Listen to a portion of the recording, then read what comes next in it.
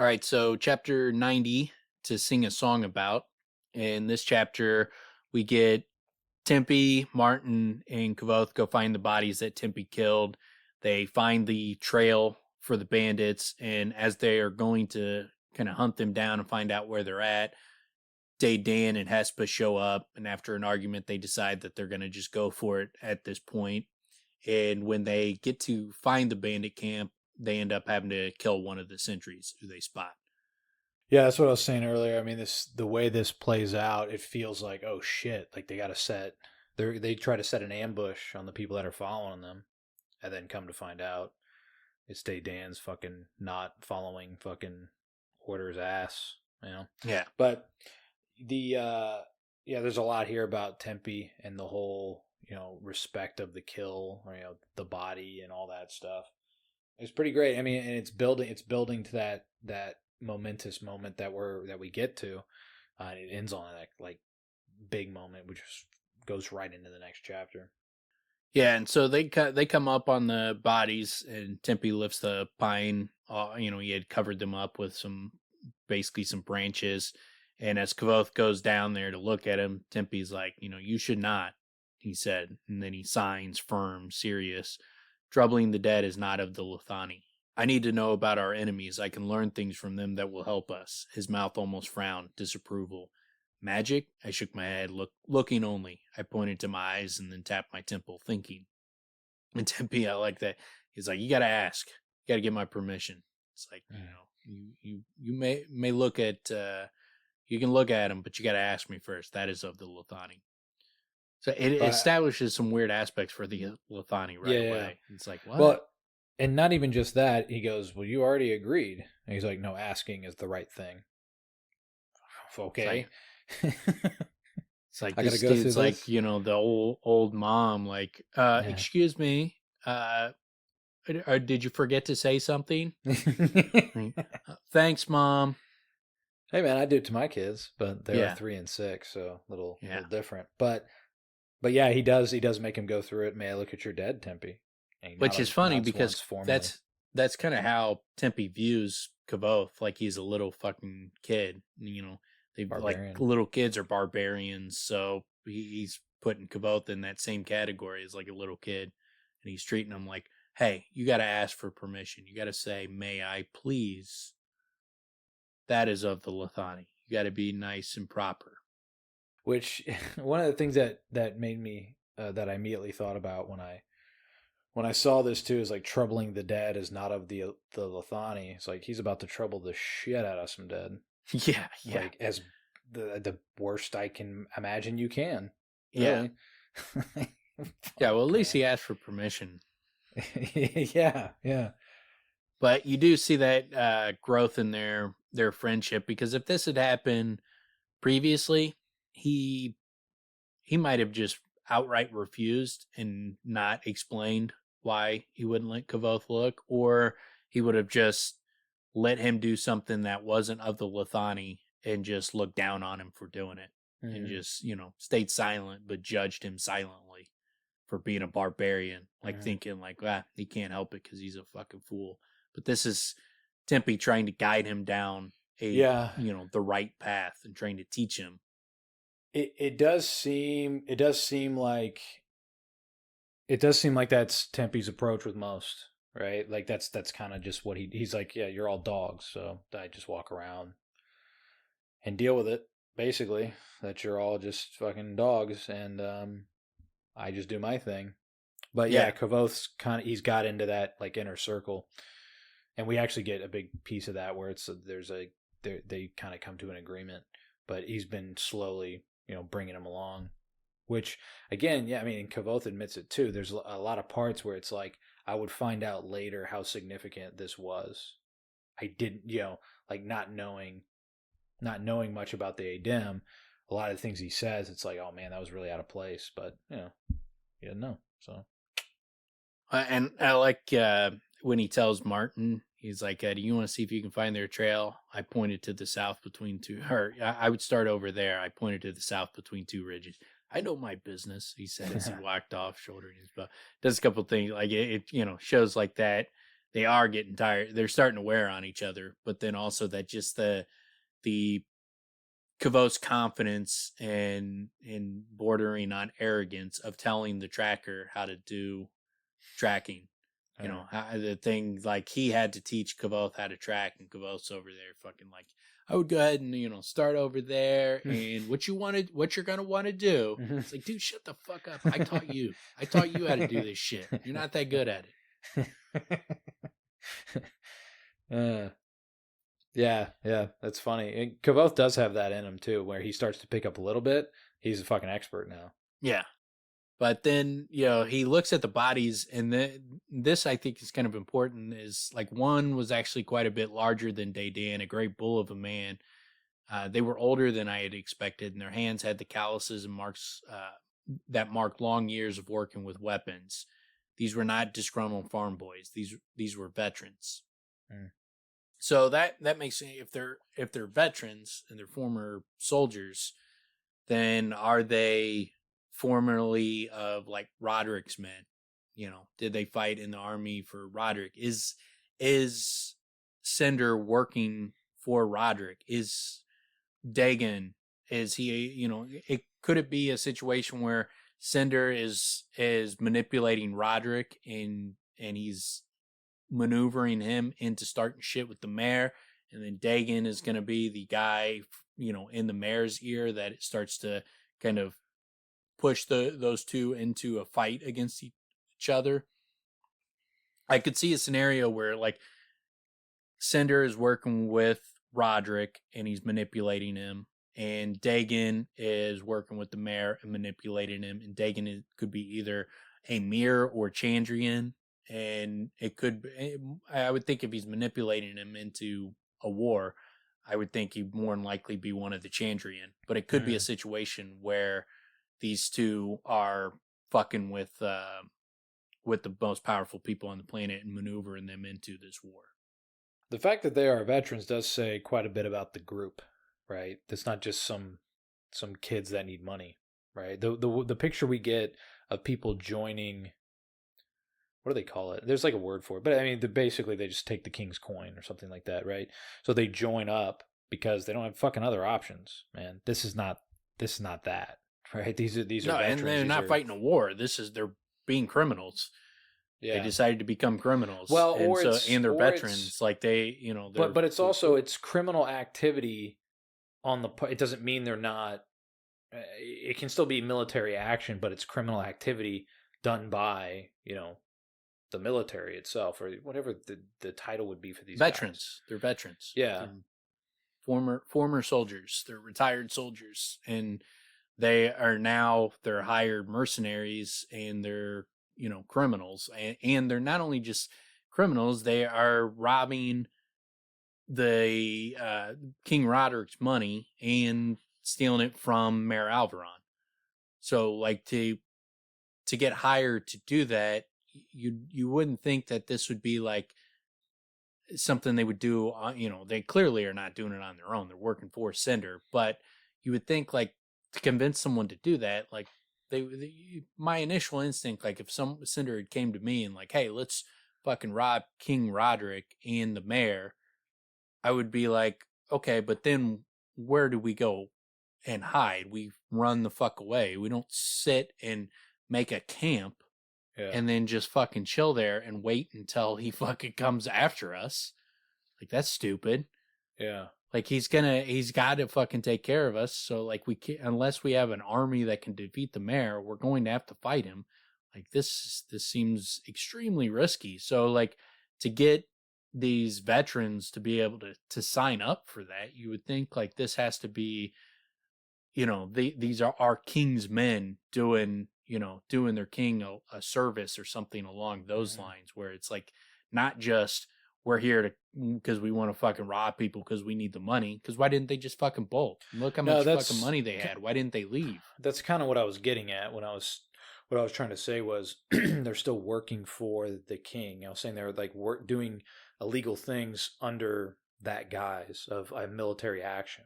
You know what I mean? They could be. I mean, we don't know exactly. It could just be that they're working just for Cinder, and it's just Cinder's in charge.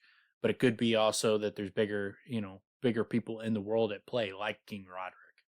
Yeah, I mean, there's definitely some bigger intrigue that's going on here because when you consider all the players involved, I think could take even go as far as does Cinder have them under a like not a spell, but can they control or basically have it to where you're doing this or we torture your family or some shit like that. I don't know.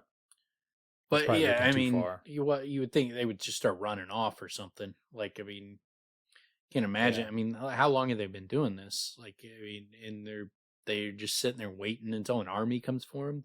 How These have to be guys that have some kind of other motivation, and it can't just be that they're scared of Cinder or they want money. It's got to be something, some kind of loyalty is involved or something along those lines where they have loyalty towards Cinder for some reason. If it's just fear or money, seems kind of fucking weak tea for how long they've been there and the amount of risk that is involved and how much money they already had. You would think someone would be trying to just fucking take the money and run. do you recall how long ago it was that we first heard like there was something in particular? They've been doing this for months. Yeah. I was trying to remember. I thought there was It's something months. that Rothfuss had put in that wasn't directly about like this particular, but it was yeah. It's not just trouble on Yeah, the they road. say It was months. Like that's all its time frame, just months. So long time. I mean, months it signifies at least 2 to 3. So that's 88 to 132 days at least. So that's a long fucking period of time. At least a quarter of a year to half a year probably in our time. it's a significant amount of money. Yeah. What they end up finding. Yeah, and so I mean there's got to be something going on there. I would like to know who exactly they're working for and kind of what their actual motivation is, because it doesn't make sense that they would just be just trying to make money, because they would have ran, because the eventually an army is going to come for them, so that you can't do it forever, so you should have just took your money and ran. But yeah, so that's important that it's not desperate men. These are soldiers, former soldiers that could have hired themselves out to be mercenaries and done other things. They didn't have to do this. They had skills that they could trade on.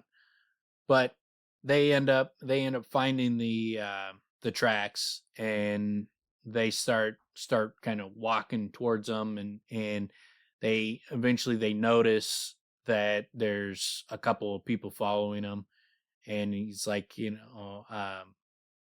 Kvothe comes up to him and tells him, "Hey, there's some guys following us," he's like, "I didn't think you'd seen them." I smiled, stripped away water from my face with a wet hand. "You're not the only one here with eyes. How many do you think there are? 2, maybe 3?" Tempe drew close to us. 2, he said with certainty in his voice. "I only saw 1," I admitted. But I love that. He's like, "You're not the only one with eyes." Yeah. He's like, Martin's like, "Yeah, is he 2 or 3?" And Timmy's like, "It's just 2. Oh, shit. Well, I only saw the 1.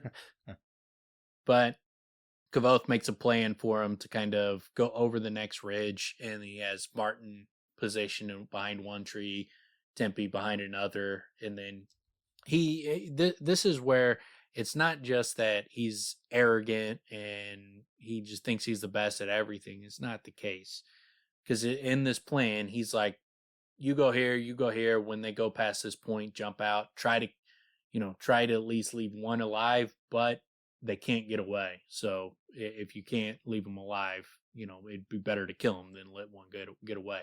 But he comes up with this plan, and then Martin's like, "What are you gonna do?" And he's like, "I'm gonna fucking stay out of the way." It's like, "I'm not suited for this type of work. I'll just, I'll get in the way." He's like, "I could try to do something to help tip the odds, but I'm not going to get in the way and try to fight hand to hand." He knows his limitations. Yeah. Yeah, and that's what I was kind of getting at earlier, where it's the idea of him being a Mary Sue would be, he just immediately excels and knows exactly what he's supposed to do. At least that's the way I would envision it. When it's like he's not that he suddenly feels useless, but it happens a number of times where it's like, well, fuck, I don't even know what I can do here.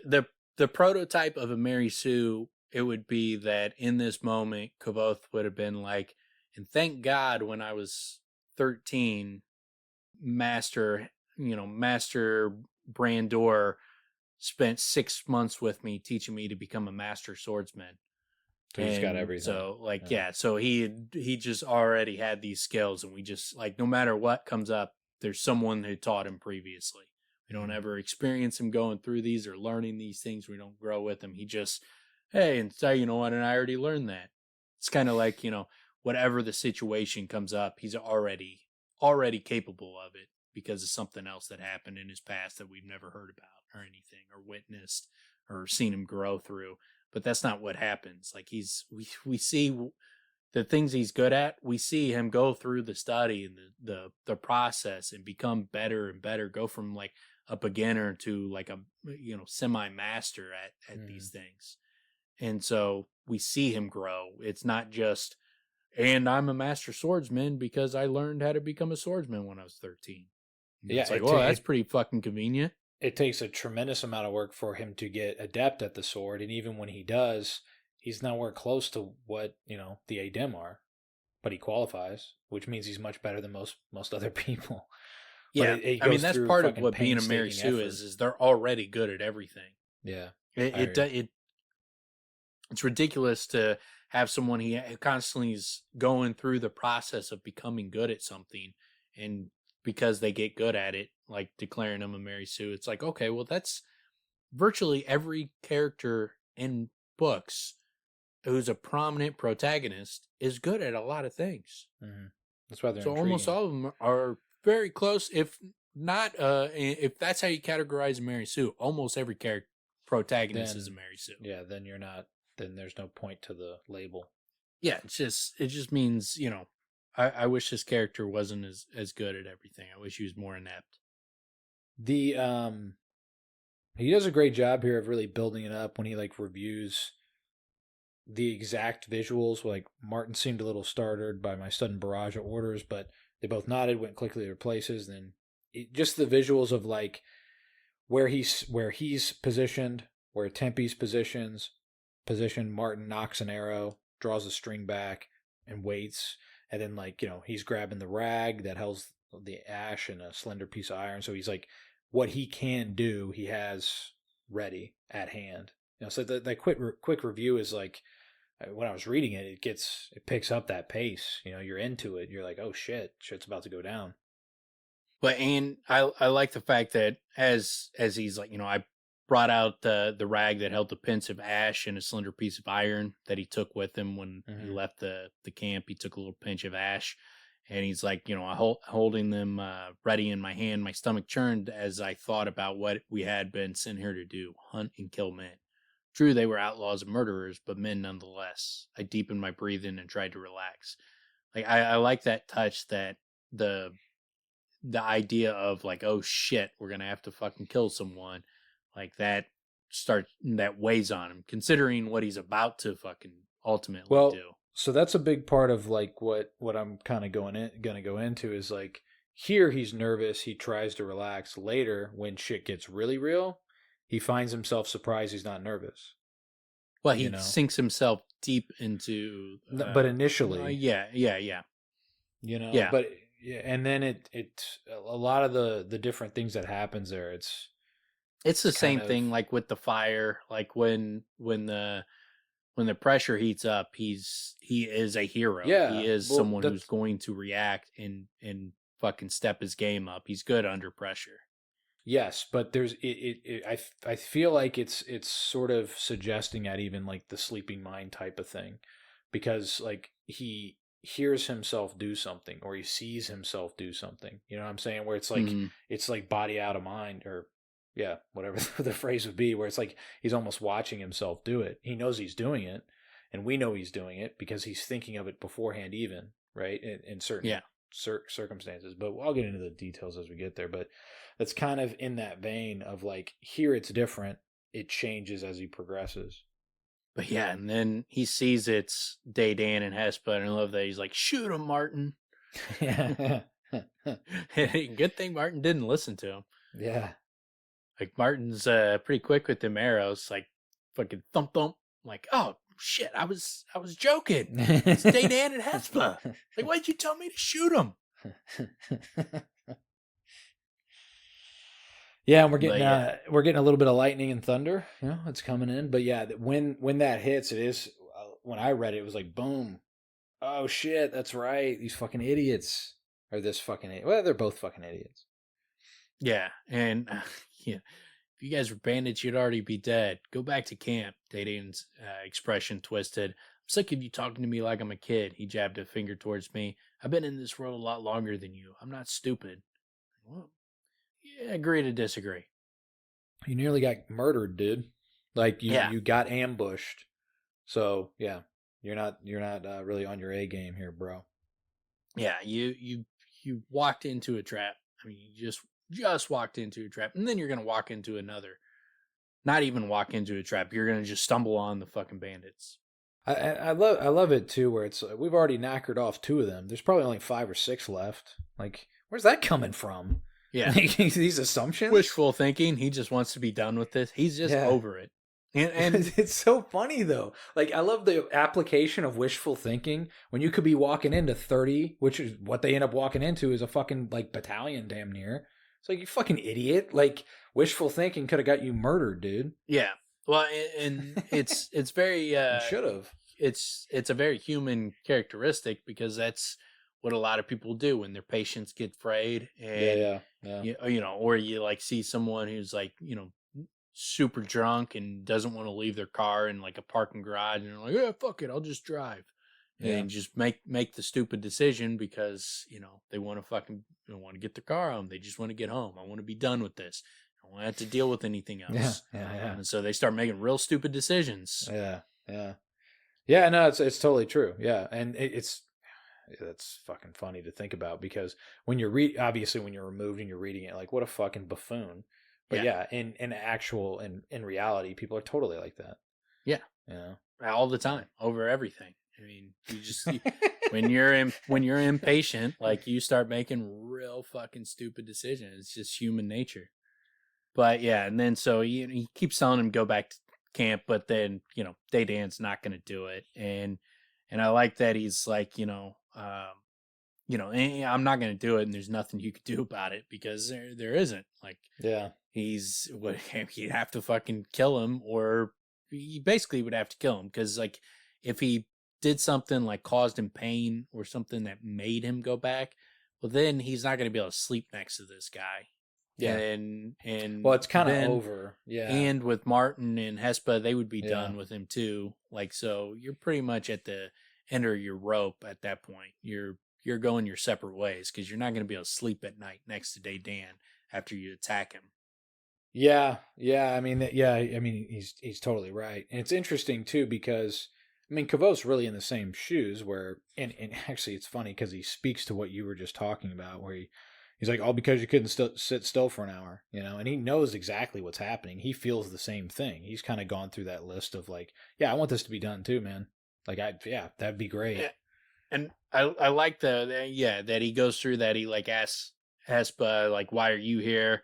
And she's like, you know, he was going to go alone. I thought it was better if we stayed together. And we did think it through. Nobody's going to stumble onto our camp. We hid our gear and doused the fire before we left. Like, he cuts off, like, Kavoth's link to, you know, us giving him a source. It's the only thing. So with the fire, yeah. And so she screws him over with that. And so you just eliminated one of your most powerful weapons initially. You know, obviously it ends up working out, but initially, what is he? It screws over like them having the advantage of having an arcanist. Yeah, and it doesn't he go? Yeah, of course you did. Like he thinks that in his mind or something. Like, yeah, of course. Yeah, of course. I gave a tight sigh and tucked the useless pinch of ash into a pocket of my cloak. Of course they did. and then but she's like, but I agree, we should try to finish it tonight. I looked to Martin. He gave me an apologetic look. I'd be lying if I said I didn't want this over, he said, then added quickly, if we can do it smart. And I love the fact that he goes, I looked at Tempe looked back. Such a funny fucking line. Like he's going through asking them like, what do you think? Like, oh, I think we should do this, what do you think? I agree. And then he looks at Tempe, and Tempe just looks at him, just blank face. Like, thanks, Tempe. Good work, buddy. Yeah. Can always depend on you to really help me out in this type of situation. Whoa. Quiet, Tempe. Tempe, stop talking so much. Stop trying to tell us what to do. But yeah, and then so and you know, he admits to himself that yeah, he wants to get this over with. He just wishes, you know, he had some control over the matter. And I love that when he goes to Daydan, he's like, all right, we're gonna do this, but I need you to swear it. And then when he's like, they have their little Martin's like, come on, Daydan, the boys actually got a fair bit on the ball. He set up this little ambush in about 4 seconds. His tone turned jocular. Besides, he's not as bad as that bastard Brinwy, and the money for that little privy dance wasn't half as good. Daydan cracked a smile. Yeah, I suppose you're right. So long as it's over tonight. But he knows he's in his mind. He's thinking, nah, Daydan's, if he sees a chance to go his own way, he's going to go his own way. And so he's like, swear it on your name. And when he does, he's like, do you swear it on your name? He shifted from foot to foot for a moment, then straightened a little. I swear it on my name. I stepped closer to him and said, Daydan, very softly. At the same time, I fed a small, tiny burst of heat through the wax simulacrum in my pocket. Not enough to do anything, but enough he could feel it. Just for a moment. I saw his eyes widen. I gave him my best Tamerlane the Great smile. The smile was full of secrets, wide and confident, more than slightly smug. It was a smile that told an entire story all by itself. I have your name now, I said softly. I have mastery over you. The look on his face was almost worth a month of grumbling. I stepped back and let the smile disappear, quick as a flicker of lightning, easy as taking off a mask, which, of course, would leave him wondering which expression was the real one, the young boy or the half-glimpsed Tamerlane. Love that fucking image. Dude, it's such a great mind game. Like he just fucking got in his head in such a great way. And then what he does after, man, fuck. Especially when you take into account what they've been doing for the last 29 days. They go and sit around the camp and they tell these fairy stories. They tell stories of Tamerlane the Great and, probably all these powerful namers doing all these magical things. And so you're just living in this fantastical world. And you've seen him do magic, and then he fucking gives you some storybook magic right there, where he's like, I have your name now. Yeah. And he feeds him that little burst of heat. That's a great mindfuck. Yeah. Yeah, man. He totally gets in his head. Yeah, the whole back and forth where it's like, Daydan's even like, yeah, okay, but then he like really puts the screws on him, where it's like, no, you're going to say the fucking words. And then to even push it that far, man, he does the best he can, I guess I would say, but it still doesn't work. He still fucking walks into a fucking ambush or creates it. But yeah, and then so they send Martin out ahead. He goes in scouts. Here's where I thought like the plan was stupid. Like what I would have done, especially it's easier with hindsight. Is you have Martin scout ahead, and just like he comes back for you. Well, like. Okay, so he comes back and he gets Tempe and Kvothe, and he takes them to where he scouted. And then once they get to where he scouted, Tempe or Kvothe goes back and get Hespa and Daydan and brings them up. Yeah. And that makes sense. All four of them go together. Like, but the idea of like, okay, I'll go, then you go, and then you go, and we all are gonna track, when it's like only one of you is a master fucking tracker. Yeah. Yeah, I mean, it works for the story. Relying on their tracking skills as the sun's going down when it's raining sounds fucking stupid. Yeah, and they just walked into an ambush. Yeah. So, it seems... Yeah, I mean, we are looking at it with retrospect, but yeah, it even when I was reading, I was kind of like, well, that's kind of weird. Or, like, I don't know, drop something on the ground. Like, here's a leaf. I'm going to have a fucking leaves, and I'm just going to drop them on the ground, and you guys follow the leaves. Like, we're going to have an obvious trail. Something, yeah.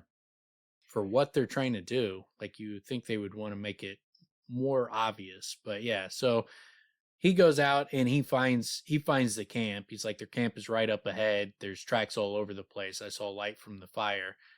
How many of them? Martin shook his head. I didn't get that close. As soon as I saw different sets of footprints, I came back. I didn't want you following the wrong tracks and getting lost. I looked at the faces of my two companions in the dimming light. Neither of them seemed nervous. I might have felt calm too if I had had the opportunity to prepare some plan, some trick of sympathy that could tip things in our favor. But Daydan had ruined all hopes of that by insisting we attack tonight. I had nothing, not even a bad link to a distant fire, which helps build up the feat. Mm-hmm. The fact that, you know, leading up to it, it's like he's the one that's out of place, and they're the ones that are built for this. But then once shit hits the fan, then it's his show. Yeah, well, and it's interesting because things really turn because Martin freaks out. He goes full on panic, you Yeah. know, and that's also a kind of a gradual transition. I did want to mention, man, some of the visuals, like, and again, he does it with very few words. But even just his leadership role where it's like 10 full minutes, it'll be slower this way, but it's safe. Any suggestions? No one says anything. He's like, all right, Martin, it's your show.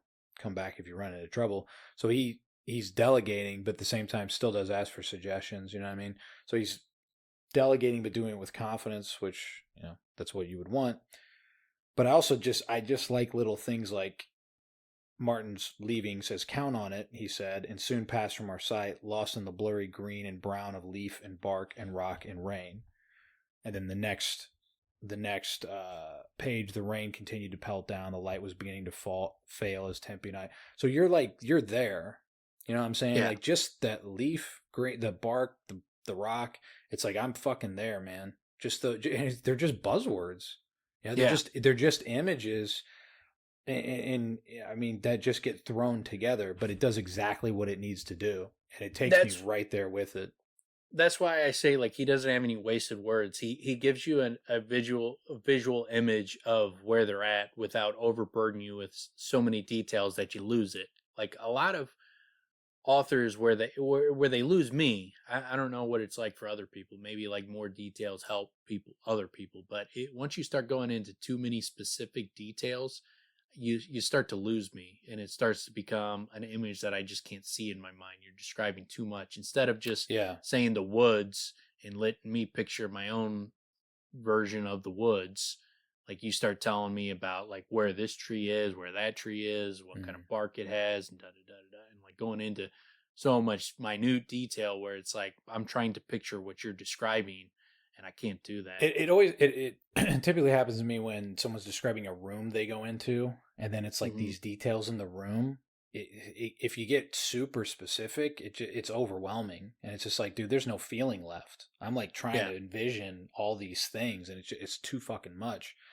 It's like they're not trusting your imagination to fucking take control. They want you to see what they see instead of just giving you a broad outline and letting you envision what you want to envision. And that's where I think Rothfuss and other authors do it too. I mean, it's not, Rothfuss is not unique in this respect, but you know, some authors want you to see what they see, and they have a specific thing that they're trying to make you see.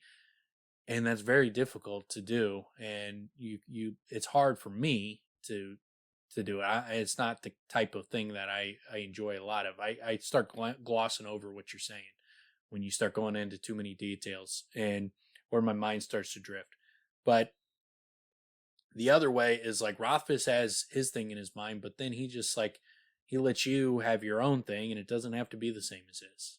And he's like, as long as everybody's got the general gist, it's the woods where, you know, it's raining, it's starting to get dark, you know, it's dusk, like, you know, you got the basics of it. Like, okay, everybody got a picture of that in their mind. Okay, good. Here we go. Well, and in particular, why I like this part right here, why it's so effective when I'm going through the chapter, is the momentum's already building. The stakes are gradually ticking higher, higher, and higher. Now that they got Daydan and Hespe, now we know what the next thing is, right? And that's the big threat. So it's just a subtle reminder. We already know we're in the woods. It just transitions to those blurry green, brown of leaf and bark and rock and rain, to then the rain continues to pelt down. Light was beginning to fail as Tempe and I followed the trail, slinking from one hidden place to another. Noise, at least, was not a concern, as the thunder made a near constant grumbling overhead. So it's, again, you're now scaling the rock, you're following the trail, the thunder, and it's like, it's building, you know, it's happening. And then Martin appears with no warning from the underbrush, right? So now it's like, so he just did what he needed to do. Now he's back with the news, you know? Yeah. Yeah, and then so like they kind of he gives his little scouting report, and then it says then lightning struck. In the near dark, it was enough to blind me, but not before the muddy bank was highlighted in dazzling white. A tall man stood on the ridge with a drawn bow. Tempe crouched a few feet up the bank, frozen in the act of carefully placing his feet. Above him was Martin. The old tracker had gone to one knee and drawn his bow as well. The lightning showed me all of this in a great flash, then left me blind. The thunder came in an instant after, deafening me as well. I dropped to the ground and rolled, wet leaves and dirt clinging to my face. Yeah, that's not a Mary Sue action. No. No, but I love that shit too. He did that in the alley, right? Where you threw the sulfur things and that light where you just see like silhouettes. It's I again don't even something you know, can envision. like, what do you mean, like, that's not a Mary Sue? Like, I don't even know how that would relate to Mary No, Sue I'm, in any I'm way. saying I dropped to the ground and rolled, wet leaves and dirt clinging to my face. Oh, This is like this is the moment of high anxiety. And he's rolling around on the floor with dirt on his yeah, face. Like yeah, he's not killing it, man. He's no, not Jordan right now no, in the moment, man. He's fucking Ty Lue. yeah. Yeah. I like that too. That just that visual image of the lightning flashes, and he sees everybody like kind of that strobe light where you just see everybody's their initial movement, and then the flash in the face blinds him. So now he's Mhm. just like, "What the fuck happened?" Well, in particular, when I opened my eyes, all I could see were the blue ghosts that lightning had left dancing in front of my eyes. And it's that thing that you see. It's just boom, real quick images, and then you're fucking blind. So all you do is that image replays in your mind, and you're like, that guy was right there, but you can't see anything, right? But luckily, as he says, Martin and Tempe they know their shit, they know their game. So Yeah, luckily they're there. yeah. It's a cool scene, and Mm. then Tempe's up on the body, and he says dead. And when Tempe said when Martin and I were close enough to hear, I doubted it. Even a deep chest wound won't kill a man as quickly as that. But as I moved closer, I saw the angle of the arrow. It was a heart shot. I looked at Martin with amazement. That's a shot to sing a song about, I said quietly. Luck. He dismissed it and turned his attention to the top of the ridge a few feet above us. Let's hope I have some left, he said as we began to crawl. I love So that fact that it's just him like pure luck, man. Pure luck. I just shot. what he should have done is launched into some Bon Jovi. What song? Shot through the heart, Oh. but you're too Shot through lame. the heart. Yeah. Mm-hmm. And I'm to blame. No, that's not how it goes. Yeah, because he's the one that shot the heart.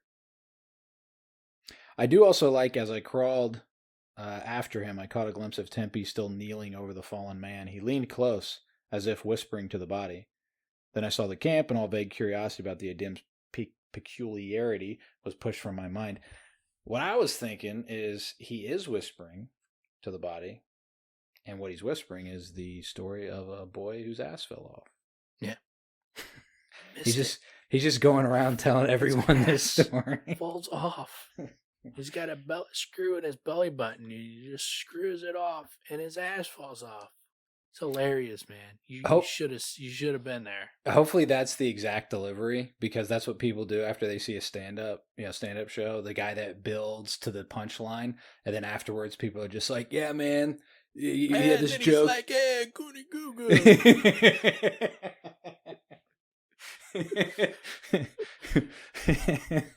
Like, that's not funny. How's that funny? It's like, I know you guys are gonna go home. You're gonna be fucking up all my jokes.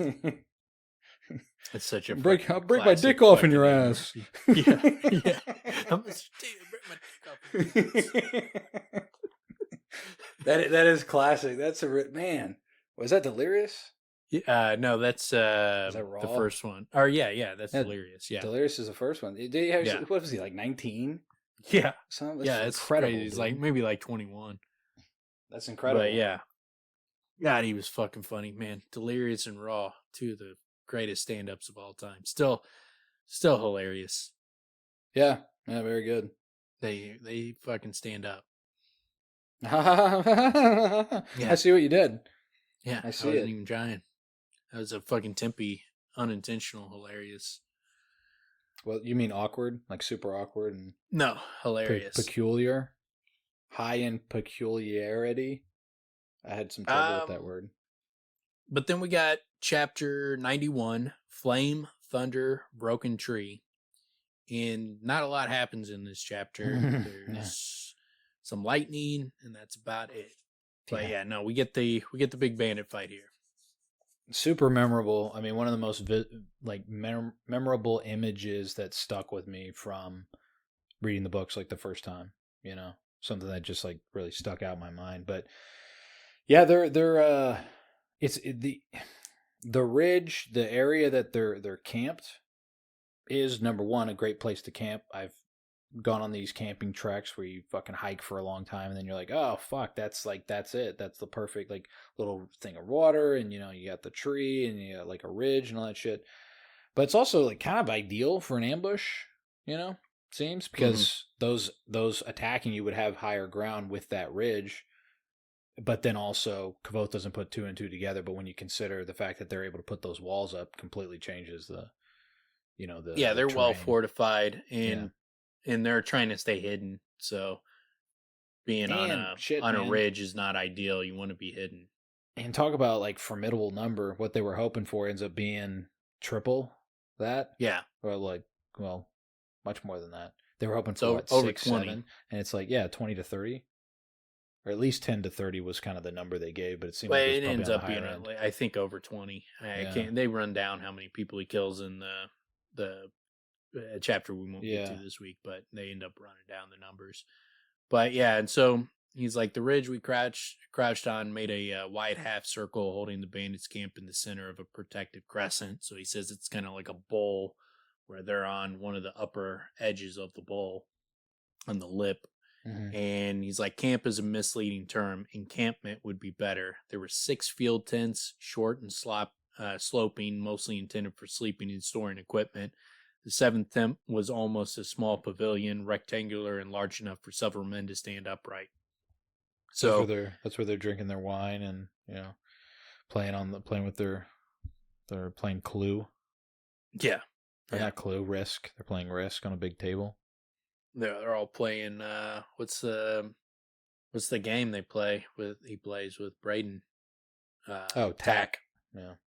But yeah, then he sees they were bundled up against the rain, all of them with the hard-eyed, long-suffering look of experienced soldiers. So they're all soldiers, Mm-hmm. and we see that they're prepared. They're good soldiers. This isn't some just ragtag group. I mean, they snap fucking too. Mm-hmm. Yeah, And so, and their leader Cinder, it seems, yeah, he's on top of it as well, and he's leading them on, and they're like you said, snap too, and they seem to be pretty well fortified, but also pretty good at counterattack, I guess is what's going on here. yeah, and so I ducked back below the ridgeline, was surprised to feel no fear at all. I turned to Martin and saw his eyes were a little wild. How many do you think there are? I asked, and he goes through the numbers, and it's between 10 to 30. So at best we're outnumbered 2 to 1. I said, "Do you like those odds?" His eyes moved to the ridgeline, then back to me. "I'd take 2 to 1. We've got surprised. We're right up close." He paused and coughed into his sleeve and spat. But there's 20 of them down there. I can feel it in my balls. It's a good thing that the mayor was like picking guys after checking on their balls, because he was right. He picked a good man who's got, can feel numbers in his balls. So that was a good choice. And I wonder what the mayor saw in his balls that gave him that knowledge that Martin would be able to count troops by feelings in his balls. Well, we talked about it. It's like the magic 8 ball type thing, right? That Yeah, sort but I of thing. mean, He looks yeah, for. but there's got to be something to it. Like when you're jostling them around, giving them a little shake. Like, what does it tell you? Like, what kind of superpowers do those balls have? It's something that only people like Mayor Alvaron are hip to. They That's know a how to good. read balls. That's a good superpower for balls. I mean, you don't You expect balls imagine? to have many superpowers, but being able to count numbers of troops is a good one for what they're doing. Well, imagine like there are palm readers out there, There's ball readers, man. It feels like it's just thinking about it sounds very uncomfortable. But someone being able to all this vein here and it's is only the mayor who can suggestive. do it. Like no one believes him. Like he's like, hey, drop them drawers. Let me see them balls. Like, yeah, okay, dude. It's like, no, it's not like that. I can figure things out by looking at your testes. Jesus. It's like I would have never believed it, but when I got there, like I could see like 10 men, but in my balls, I knew there was 25. Yeah. And then the mayor would be like, yes, you are Yeah. right. It was in Yeah. your balls. That's why Trust that. That's why I picked you. That's Trust why I that. picked you. Yeah. Never doubt me again. Yeah. Instead of saying, trust in your gut, trust in your balls. It's all about the balls. Yeah. But yeah, and then so he tells him to go convince Dan, and I like he's like he'll believe me. He's not half the ass he seems most of the time, and it's like that. He's a good dude and overall, but if you have to spend a lot of time with him and you're stuck in the same room with him for a long period of time, and he gets annoyed and wants to be done with it and do his own thing, he could grate on you in those kind of situations. But like once the mission's over and they're just kind of fucking hanging out and they don't feel like there's something hanging over them that they're trying to fucking finish a job hanging over them, then he seems more of like just a kind of fun dude to hang out with, a nice happy go lucky type of person. He seems affable. I'll give him that. He seems affable, but man, Seems like a guy would be fun to hang out with, would not be fun to be, stuck on a out of town job with. Yes. Yeah, he seems, I don't know, man. I mean, you kind of said the same thing about old Cobb, that you and him would be best buds, No, About same problem here. I said old Cobb. I said, I like reading about him. He's funny to read, but I would not like if I had to spend a lot of time with him. Dan, I would be fine with him, like if we were just hanging out at the bar and shit like that, and then go home, do our thing. But like if you were stuck on an out of town job with him and you had to fucking listen to him whine and bitch and moan about every fucking thing every day, then it'd be like, dude, shut the fuck up, man. I'm tired of your fucking shit. I don't deal well with negative people to begin with, who just like constantly bitch and moan. It's like, dude, take that fucking rain cloud somewhere else. Yeah. Like, dude, like fucking shit's hard enough without you fucking Eeyoreing next to me. It's like I'm not good with real negative people who are always just looking for the negative in everything. Fucking hate that shit. And Dan and Hespa would grate on me on those kind of things. It's that misery loves company shit, and they got to seek it out. They got to seek out the company, right? Yeah. Which the funny thing is, I don't want to be reminded about the how bad our job sucks or this kind of shit. It's like, nah, man, go find someone else to talk to about that. Or just the things about it that do suck, because there aren't all bad things, right? Or you wouldn't do it. So, I want to be distracted from the bad things. Yeah, like, talk to me about something good. And like, I don't want to think about the bad things. Like, you want to live that shit. I don't. Yeah, and it's a self-fulfilling sort of prophecy, Yeah. It's funny that some people they either don't clue into it, or they just they can't see the other side, and this is their life. But yeah, and so he goes back for him, and then while he's looking for them, Kvothe notices something I'd missed earlier. There were wooden poles the size of tall fence posts scattered throughout the camp. So he starts kind of immediately right there, lays up a Chekhov's gun where, all right, we're going to figure out what the fuck's that for. And it's a little ominous. And then when he comes back, he's like, they're gone. Or first, before he gets back, he goes to Tempe. What do you think we should do? Tempe goes, kill some, leave, wait. Others come. We gave a long pause, jump behind trees. Surprise? He nodded. We surprise. Wait, hunt, rest, tell Mare. So his plan is just kind of kill a few, wait for some of them to come, kill a few more, get the fuck out of there, go back, tell them where they're at. Yeah, do some damage. Yeah. But he's like, can't kill all these people. At least we can't do it, in a way that follows the Lethani. I'm guessing that I don't know. I don't think that what Kvothe did would be considered against the Lethani because of the circumstances. It was kill or be killed, and so like when he talks to Cheyenne and she asks him, "Are you going to use what you learned here against the Chandrian?" And Kavothe's like, "I will use everything in my power," and she's like, "Good, you're going to need to." Mm. And Well, then, so then I would say that would, well, yeah, if the Lethani is well, that's a hard one, man, because from what we hear of the Lethani, it seems like in many ways what he does would be a huge violation. But if if the Lethani is the focus of kill evil, and Chandrian represents evil, well, you're going to kill these guys. Yeah. And so like what are we quibbling over here? Like the method, like, but the alternative, it's not like there was a cleaner way to kill them, a less violent way. It's not like he was torturing these people. So there wasn't a cleaner way to do it. It was kill or be killed, and that was the options. And the only way to kill them was what he did. Like it wasn't Martin wasn't going to be able to do it. Tempe wasn't going to be able to do it. Tay Dan and Hespa were done. They were about to be killed. So it's either Kvothe does what he does or they all die. So doing what he does, I can't imagine they would say that's against the Lethani to survive.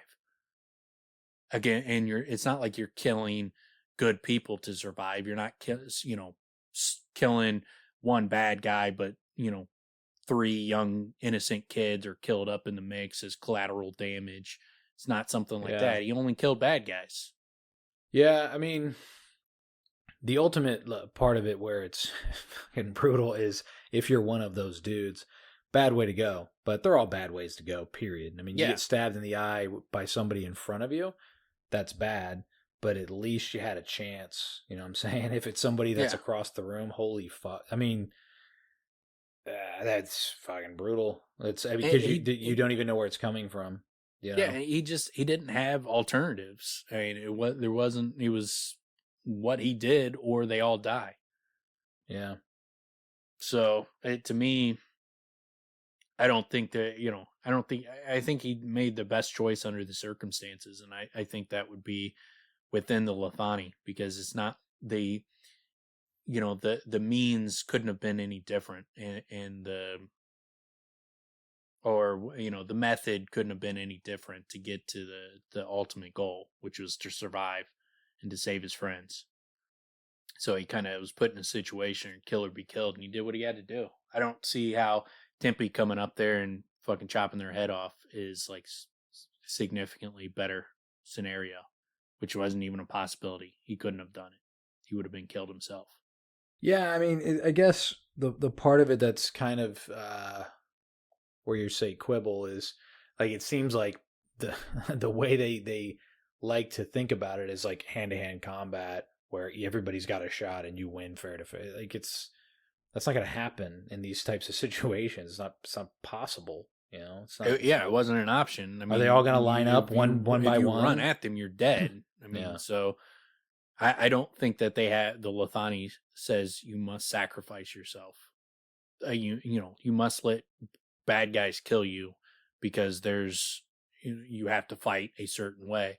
They just do what you got to do to win, and that's the objective is it's to do the right thing in the right way. But if you're trying to kill bad guys and the only way to do it is this way, how is that the wrong way? Like, what the fuck are we talking about here at that point? It's like you killed them, but you didn't kill them how I would have killed them. It's like, well, go fuck yourself. Like, there was no other way to do it. You're gonna fucking nitpick, micromanage my killing of these bandits. Go fuck yourself. You would have died. We survived because of what I did. Speaking of, what just came to mind was Eddie Murphy and Bill Cosby saying, that he curses too much. Yeah. Are they laughing? Oh, yeah. Shut the fuck up. Yeah. Oh, man. And obviously Tempe doesn't think it's that big of a deal because he starts teaching him after that point. So it wasn't a deal breaker with him. Yeah. But and then Martin comes back and he starts, panicking because he's like, he goes back for them and they had followed the wrong tracks, and so they're heading towards the camp, and he's like, man, there's nothing I can do. I can't get them. And he's like, they won't be careful. They'll think we've scouted everything ahead of them. What should we do? And Kvothe, as he reaches into his pocket to grab Daydan's simulacrum, he's like, I can find them, but before I could do anything, there was an outcry from the eastern edge of the camp. It was followed a second later by a furious shout and a string of cursing. Is that Daydan, I asked? Martin nodded. And so then all their guys immediately hop too. They start swarming out of the tents, and they put up their barriers, and they get in positions and, start grabbing bows. And so you got like 5 or 6 guys with bow and arrows, and then they put up walls and make like a little fortress in the middle of this little bowled out area that they're in within a few seconds. So these guys are on point. Yeah, and that renders, so we already see, and it's pointed out, Tempe's suddenly useless, but now so is Martin, because they put up those walls. You can't shoot him. Yeah, he doesn't have eyes on any of them at that point. And they did it in a matter of seconds. So I mean, these are extremely well prepared, trained soldiers. This is not just some random ragtag group. I mean, you have to be able to do that kind of stuff, to when an emergency pops up and everybody hops too. They all know what they're supposed to do. They all know their roles. You have to practice that stuff. Yeah. So these are trained soldiers, and they've trained for this type of ambush, and so they're ready for it.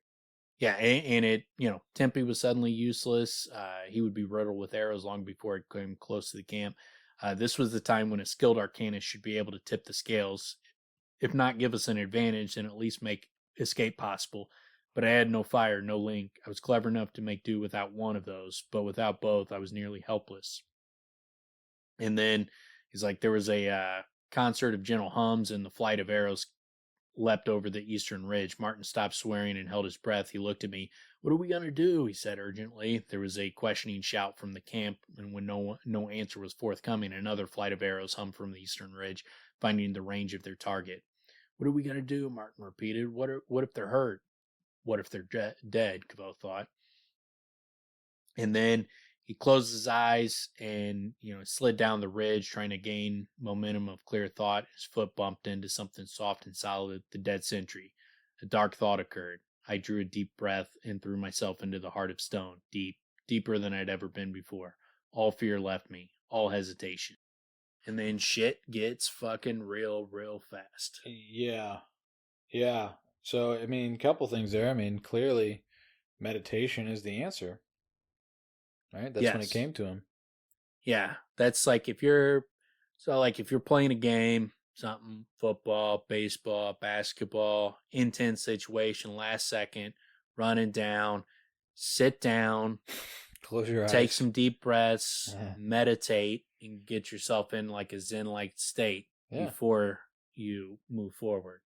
Yeah. There you go. Yeah. That's the key. Yeah. Yep. More players should do that. If Jordan had done that, think of how many game-winning shots he could have hit. Yeah, the shit ratchets up real fast, man. And now that I think about it, the fact that he goes deeper into Heart of Stone than he ever had before, that makes a lot of sense toward, it's actually kind of funny when he says, the guy, the bowman that he grabs, the sentry, he was a heavy man, but I hardly noticed. That kind of jumped out at me the first time, where it's like almost that sleeping mind thing. But then if he's in the Heart of Stone, that kind of speaks to that. And then he asked Martin, may I use your dead? Yeah. So creepy. Like, can you imagine like how creepy this, you could make this into like a horror fucking show. In the fact, the words were in a pleasant baritone, the calmest voice I had ever heard. So again, that's what I was getting at, where it's like he's removed from what he's doing. But again, I guess that could be Heart of Stone, right? So it's like he's that far removed that even his own voice, it's like he's hearing someone else perform these things. I But hope that's I hope when this gets adapted that they do it the way it's described, yeah. because it's such a unique tone where because it's not like he's got this grim look in his face and like I got to do what I got to do.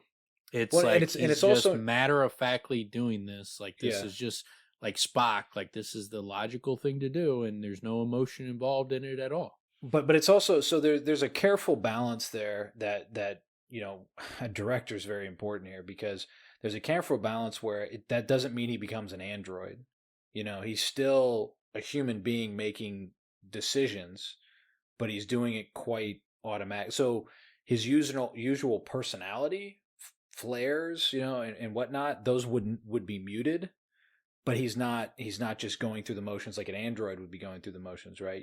He's He almost is. well, he is, Almost but is not like all fully. emotions stripped out of it. No, but that's what I'm saying. It has to be somewhat nuanced because if it looks like that, then it looks like someone took over him. You need to be able to show that Well, it's him yeah, doing you it. would have to explain. They would have to know what Heart of Stone is. Well, that's what I'm saying. That's why the director's important here because you'd have to build into it so you see him do it prior, but you'd also have to be able to do it in a way where whoever the actor is has to be able to give it that nuance of like, he is doing these things. He happens to be putting himself into this place, so he's not.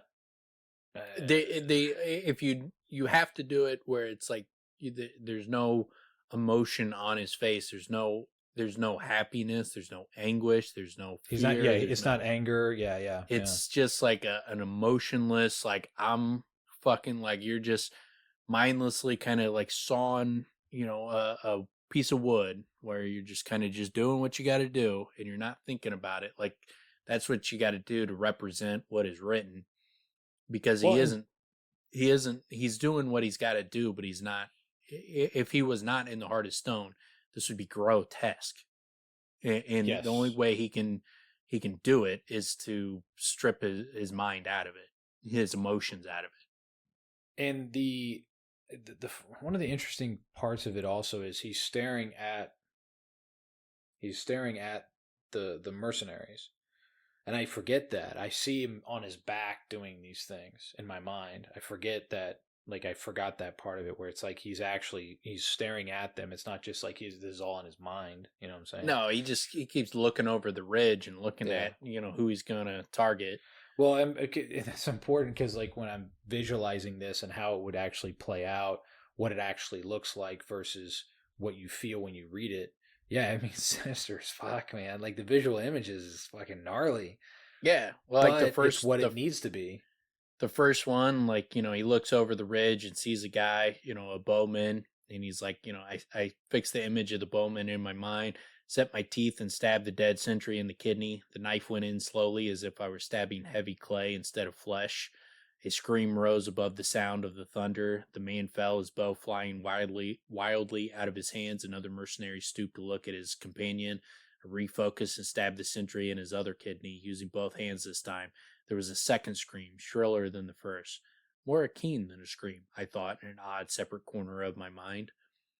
Just like that kind of aspect of it. He's not thinking about how fucked up what he just did was. He's just like, huh, hey, you know what? That wasn't quite a scream. That was more like a keen.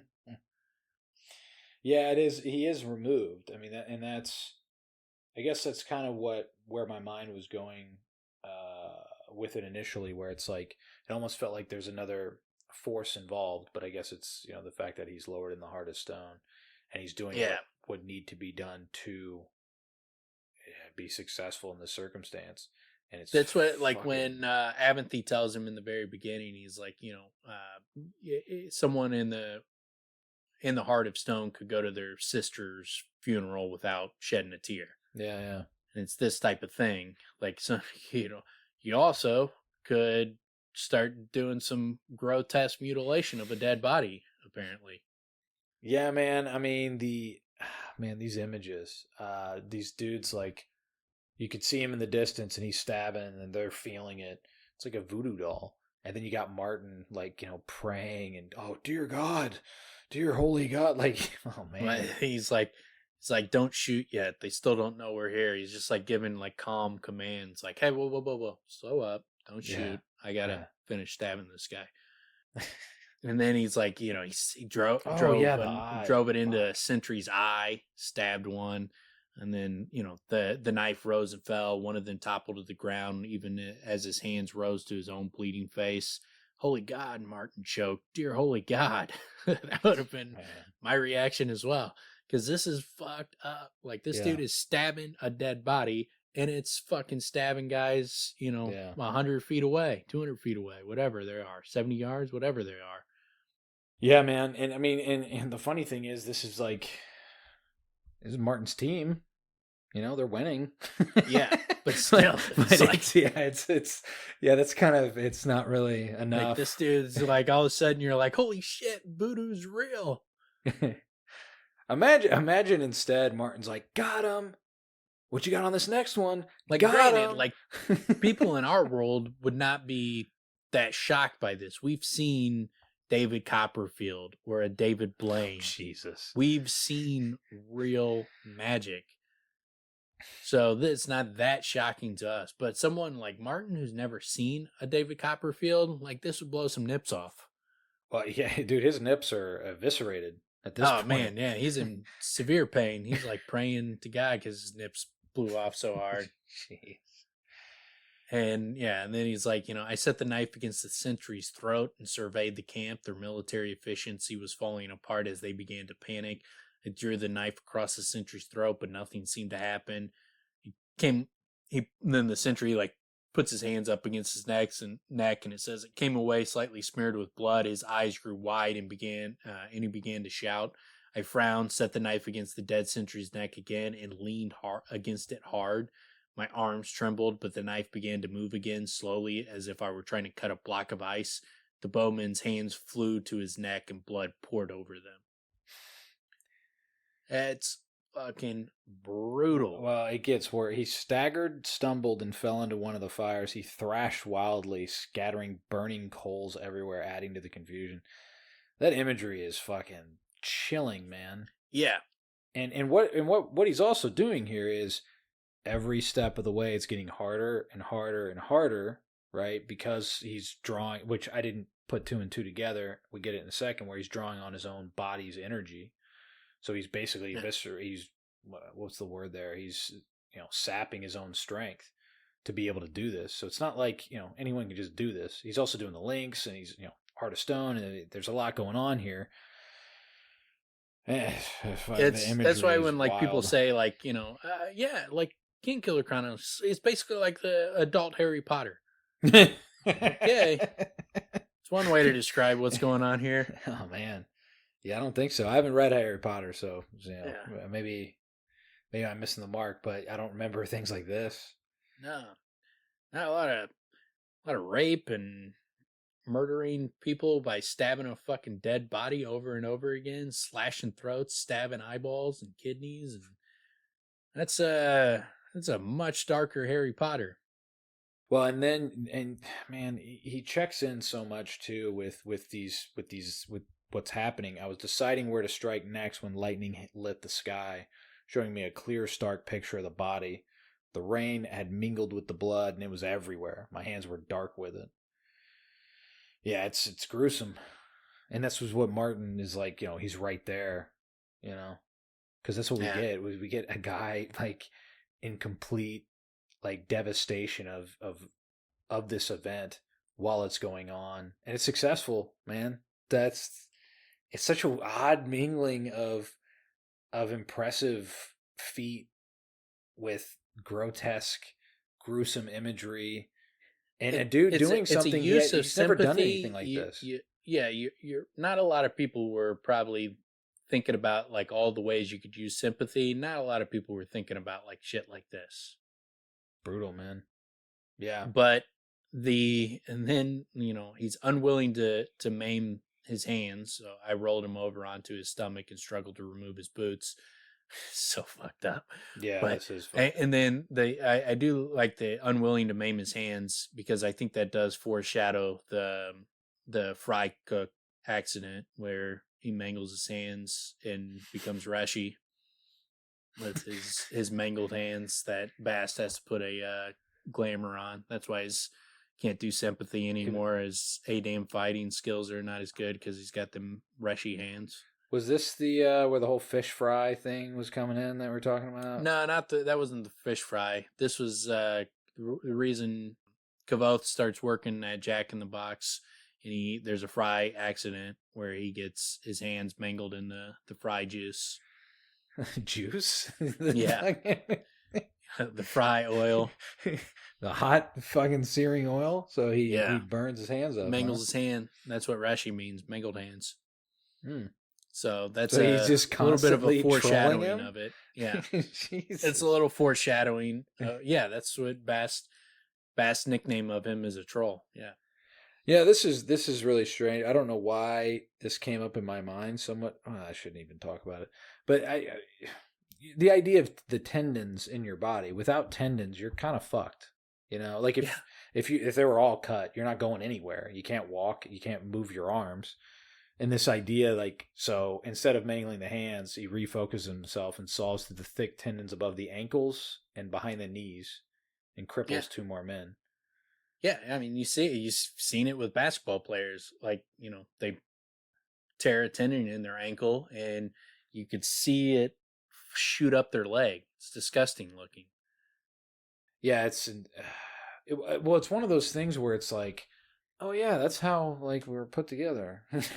you know, like once that's done, it's like, oh, so yeah, you're done. It's like something just like teared off his body, and now his muscle just like folded up like an accordion. Yeah, it doesn't hold together. Yeah, it just doesn't hold together anymore. Like it's so gross. One of those. And then like Kobe, like when Kobe did it, like he did it, and then he like limped to the free throw line, shot his free throws, and they called a timeout, and he just walked off the fucking court. Like, but he was done. Yeah, I mean, one of them. I remember seeing an Achilles, and his whole leg. The first thing was his leg shot up into the air because the Achilles breaking was just the force itself. Like his foot went flying up into the air, and it was like, oh, that's it. I'm not doing that for a long time. Yeah, it's gross. That's one of those gross injuries. If you see them, it's not as bad as seeing someone blow out their knee. But it's not as where like their leg completely breaks. But that's a gross one when you see that ripple of the muscle going up as the tendon shoots up their leg. The compound fracture of the shin bone breaking through the skin is that's the most brutal. Worst, man. Remember that kid that played for Louisville that like broke his leg during the tournament? Yeah, the whole bench ran.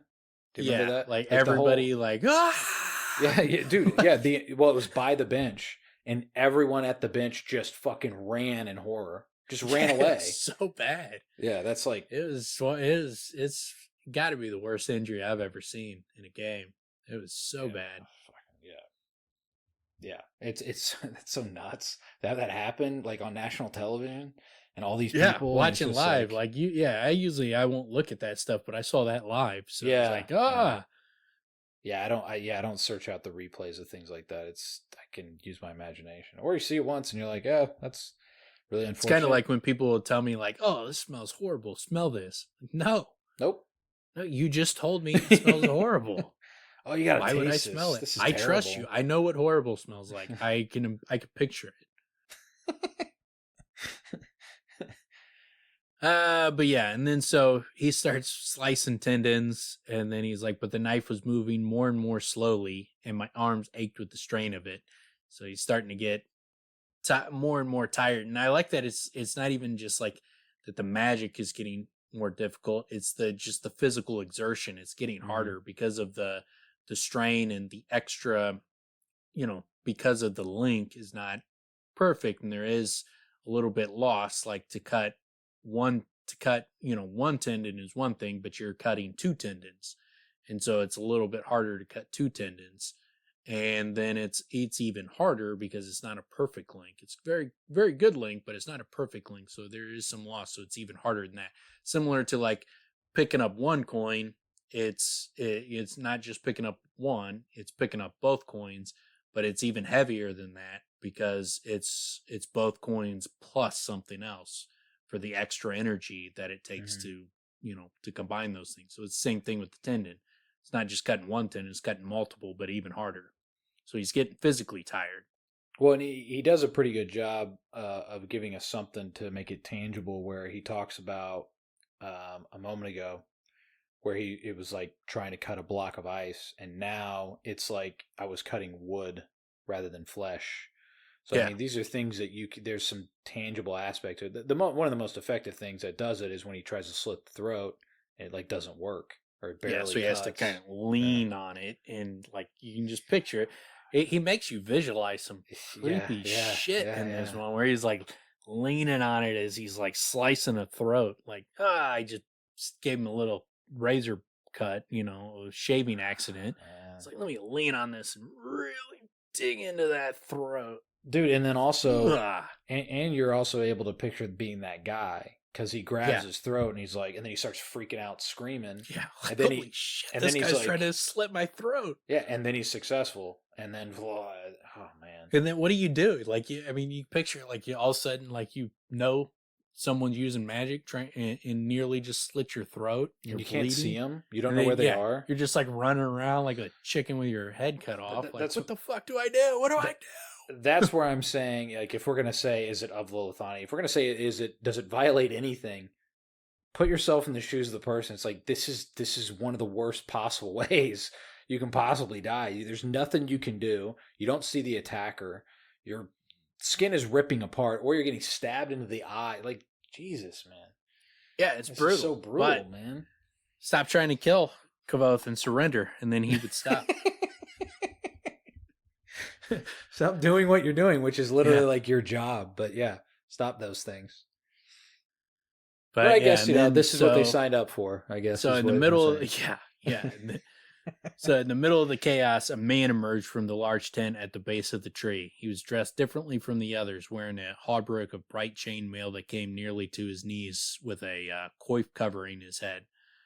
He stepped into the chaos with a fearless grace, taking everything in at a glance. He snapped orders I couldn't hear over the sound of the rain and thunder. His men calmed, settled back into their positions, and took up their bows and swords. So Cinder steps onto the stage, and I like it mentions like that how much he stands out, and then there was that a fearless grace, and that brings a calming presence to the troop, gets everything back under control. And Kvothe's like, as I watched him stride across the encampment, I was reminded of something. He stood in plain view, not bothering to crouch behind one of the protective walls, gestured to his men, and something in the motion was terribly familiar. So that's why I'm always like, Cinder can't be Brayden, because like this guy, he sees this dude walk out of a tent, and he's like, I know that guy. It's like immediately, I'm just seeing this guy walk out of a fucking tent, and he immediately recognizes him as being Cinder. He can't put two and two together that it's Cinder, but he knows him. And there's no way he's spending that much time with Brayden and doesn't realize he's fucking Cinder. Yeah, what it does, what it's saying is he's seeing the mannerisms of someone who their mannerisms are burned into his memory. But it's from and one event, when he saw Cinder like stand up, he's like, look like fucking whatever he described it as, like, just like this liquid Quicksilver. Yeah, Quicksilver, or something like that. Yeah. Well, in that like extreme grace, or like the effortless grace, something in that nature, and a little flippy, right? Remember, little flippy, flip. And that's what it would speak to me. I mean, he's seen him once, right? He's not seen him every day, and it's something he's seen one time, but it was at that extreme moment. So it's like burned into his brain, right? And it's not something he visits a lot, doesn't think about it a lot, but he can never forget it, right? We've heard that a number of times. So, I mean, and again, man, Rothfuss, he knows what he's doing in the way that he's suggesting it, because 2 words, man, basically are the connective tissue that makes this, you like that, the tendon, that makes this kind of hold together, right? Because other than that, we don't hear about white hair, we don't hear about his eyes, right? There's nothing like that to connect it. It's that what was it, fearless grace, and then there's one other part that kind of gives us suggestion, but other than that, man, he's an empty tent, basically. Yeah. And then so Martin gets his attention, and he's like, I've got a shot on their boss. He says, take it. And his bow hummed, and the man sprouted an arrow from his upper thigh, piercing the chainmail, the leg itself, and the armor behind it. From the corner of my eye, I saw Martin draw another arrow and put it to the string in a fluid motion, but before he could shoot it, I saw their leader bend, not deep bending at the waist as if he were doubling over in pain. He bent at the neck to look down at the arrow that had pierced his leg. After a second's scrutiny, he grasped the arrow in a fist and snapped off the fletching. Then he reached behind himself and pulled the arrow from his leg. I froze as he looked straight toward us and pointed to our position with the hand that held the broken arrow. He spoke a brief word of command to his men, tossed the arrow into the fire, and stalked gracefully to the other side of the camp. I didn't even fucking phase him. That's chilling. And all he's like is like, let me take this out. He's like, so that came from over there. So they're over there. That's where we need a target. Go ahead and get them, guys. And then just kind of walks over gracefully, no limp, nothing.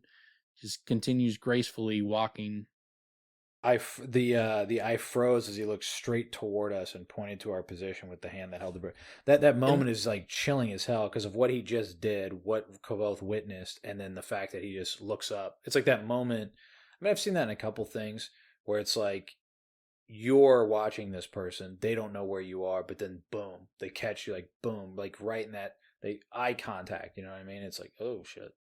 Yeah, and this is like the second time we're seeing Cinder in person, and Rothfuss is making a big deal of how graceful this dude is. Mm-hmm. Like everything he talks about is like, this guy moves gracefully. He's just super graceful movement, graceful. And then like when Dana describes her Peyton as surprisingly graceful, that does not mesh with the two instances where we see Cinder. It's not surprisingly graceful. This guy embodies gracefulness. Everything about him, everything he does is graceful. That's how he's described when we see him. So it could be that he's just acting and he's playing a role, and it could still be Cinder, and he's surprisingly graceful to Denna because he's putting on a show. But the two times we see Cinder, that is not how I would describe him. It would be that the guy embodies gracefulness. It's a really clever way to like muddy the waters and kind of throw people off the scent. It's really clever, man, because if you just look at it on its face, it's like, well, graceful, boom, got it. But yeah, that's surprisingly graceful, and it's when he's dancing, surprisingly light on his feet type situation where it's like, well, that wouldn't be surprising. That would be you would be like, oh, this, of course this guy would be, because he moves in the room like he's fucking Fred Astaire or some shit. Yeah. Or your equivalent of a graceful person, or whatever that would be. Would that be Chris Brown? Is that your equivalent? Your hero? Yeah, Chris Brown's pretty graceful. Jim Carrey. Yeah. Jim Carrey. I was thinking maybe Michael Richards. He's a graceful guy. Kramer, very graceful. Yeah. Opens a door like nobody's business. Huh. Opens a door like nobody's business. Yeah. That's quite a phrase. Yeah. And yeah, then we get, Martin starts praying, and we get, great Telu, overroll me with your wings. Protect me from demons and creatures that walk in the night. And when he starts praying, one thing to keep in mind is the way he's praying is it's corresponds with the story that Trappist tells him in the basement. So it sets Martin up as a mender. He's a believer in the Mender heresies, that Telu is Minda and, born of the Virgin Mother, and that kind of story that the Talons don't believe in. Well, and he even names Piriel and and Piriel and Ordal, and he calls him Minda. Yeah, so he's definitely a Mender. And then he even brings up you mentioned some of the imagery or something along those lines, where he brings up the fire, like protect me with your fire. Yeah. Like, or and the wheel and all that kind of stuff. And then Canis, he brings up in Canis. So yeah, he's definitely a Mender. Well, in the that's so funny. I guess there's two ways to look at it. Kvothe's protecting him, but I like to think that Kvothe secretly hates Telu, and that's why he kicks the shit out of Martin. He just starts kicking and afterwards, the only bruises, like, miraculously, Daydan has like a cut. Hespe had a knee arrow in the knee, and Martin's got bruises from getting kicked the shit out of by Kvothe. Yeah, Kvothe dragging him around and kicking him because he's talking about Taylor. Kvothe's mad but about Taylor, man. yeah, ducked my head and aimed a kick at the stupefied tracker, knocking him over. His arrows hummed past. He tumbled over, his quiver of arrows scattering down the muddy bank.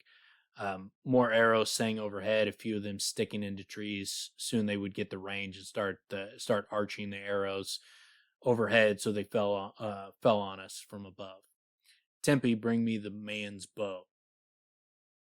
So he has Tempe get the bow from the guy, and then he uses that to make a binding with the other archer's bowstrings. He binds the string that he's holding to 5 of the other bowstrings. Like, I took a deep breath and broke my mind into 2 pieces, then 3, then 4.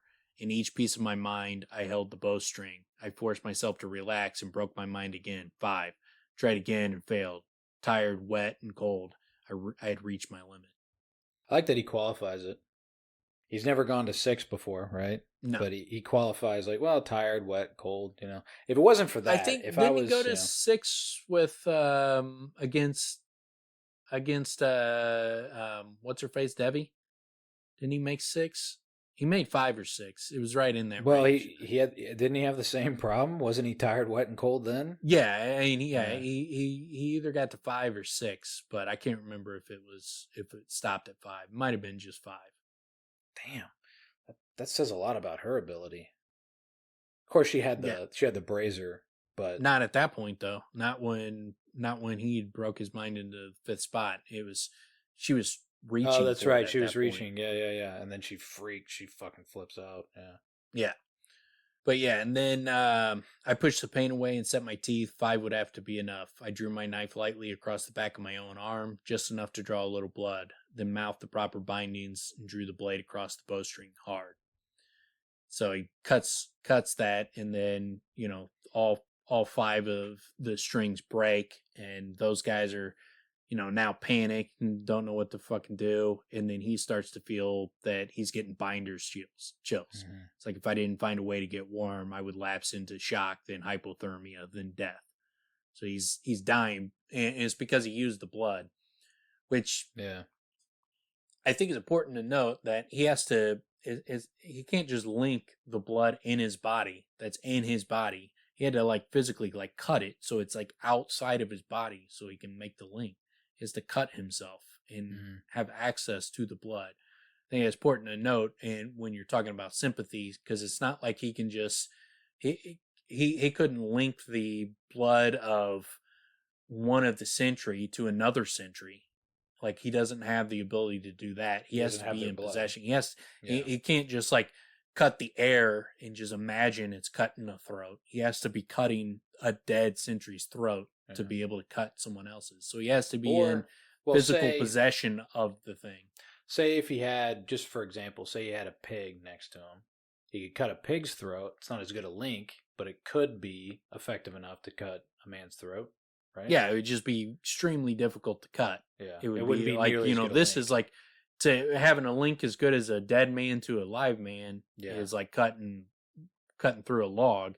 So it'd be even harder than that. It'd be cutting through a rock probably. So it might not even be possible. But but he would still have to have the pig. He would have to have possession of it. He has to have. It's not good enough to just have the blood in your body. He has to cut himself and have that blood. We see it multiple times. When he's fighting Fenton in the class, Fenton made himself bleed to be able to utilize his blood. It's not, you can't just use your blood in your body as a source. You have to physically cut yourself, and the blood has to be coming out of your body to be able to use it. Well, and it's the heat and the energy, right? Yeah. It's the combo of the two that is what's... Well, regardless of that, but you have to have access to the blood. Yeah. And it's not just in your body. You have to cut yourself to even have access to your own blood. So it shows that you have to be in physical possession of something to be able to bind something. So you couldn't just bind 2 things you don't have access to. Well, and what he's also doing, I mean, he's linking a bowstring to other bowstrings. Pretty Yeah, effective, right? yeah. But I think it's important to note just because it shows some of the limitations. Like you couldn't like if two guys are walking, they got coins in their pockets, you couldn't link their coins together. Because you don't have access to either of the coins. If you had a coin, you could link all three, three together. But if you don't have any coins, you can't link coins that are in pockets of other people. And the best links would be, they have a quarter, the other guy's got a quarter. Yeah, that's how you're gonna. Yeah. But yeah, and so he goes, I saw only one bowman. Unfortunately, he kept his wits about him, and as soon as my face appeared over the top of the ridge, he drew and let fly in a smooth motion. A gust of wind saved me. And that's noteworthy, too, because this is not the first time that a gust of wind has saved him. Yeah. Well, and it sounded like, I mean, not only did it save him, it was coming at his face. Like he was, it was almost like a kill shot. Yeah, it would have. It literally saved him. Saved his life. And because he just poked his head over. That's the only thing exposed. And so a gust of wind saved him, similar to like the gust of wind, saved him on the roof of Ambrose's place. And then also screwed him over too, though. But yeah, I pushed myself back down out of sight and stabbed the sentry's body over and over in a delirious rage. Jeez. Finally, I struck a buckle and the blade snapped. Panting, I dropped the broken knife. I came back to my senses with the sound of Martin's forlorn praying in my ears. My limbs felt cold as lead, heavy and awkward. Worse than that, I could feel the numb sluggishness of hypothermia creeping through me. So he's in bad shape. That was pretty significant, though, the Ramsden steel blade breaking. Yeah. Right? Yeah. Snapping. I mean, it did a lot of work, right? It did a lot of work, but all he did was hit a buckle, and it snaps. So it is pretty... When it comes down to it, yes, it's sharp, and it keeps its edge, but, I mean, you hit a buckle, that's all it took to snap the thing. Yeah, after you were, like, sawing through logs and shit with a knife. Yeah. But yeah, and so it breaks, and then he's like, lightning etched the sky again. I had an idea. I laughed a terrible laugh, but the leader was barking new orders, and I didn't doubt new bows would be found or strings replaced. Worse, they might simply abandon their shelter and overrun us with sheer numbers. There was easily a dozen men still standing, and Martin still lay praying on the bank. Telu, who the fire could not kill, watch over me in fire. I kicked at him. Get up here, damn you, or we'll all be dead. And he's like, I shook him hard and thrust a bow at him with my other hand, not knowing how it come to be there. Lightning flashed again, showed me what he saw. My hands and arms were covered with the sentry's blood, so it kind of looks like a Siri day. Oh yeah. There's a lot of that's funny imagery in the books that make Kvothe look like a Siri day. Ari calls him her Siri day because of the way he looked when he was all bloody. Man, you really do got to be careful with it. Like, I've read this a number of times, and I should make that connection, but all I'm making in this moment is like, man, he looks like a crazy fucking killer. Yeah. Because he's covered in blood and rain, so it's going to be like splotchy, which is even more creepy in a way. Yeah. You know? Yeah, but yeah, but there's a lot of imagery that relates Kvothe to the Amir and specifically to the Siri day. But yeah, and then so he tells Martin to shoot the tree, and Martin, I like the way it kind of resolves, where it's like he's praying as he's like pulling his bow out and getting his string and getting the arrow ready. He's like, Telu, who held Incanus to the wheel, watch over me in darkness. I turned my attention back to the camp. Their leader had brought them under control. I could see his mouth shouting orders, but all I could hear was the sound of Martin's trembling voice. Telu, whose eyes are true, watch over me. Suddenly the leader paused and cocked his head. He held himself perfectly still, as if listening to something. Martin continued praying. Telu, son of yourself, watch over me.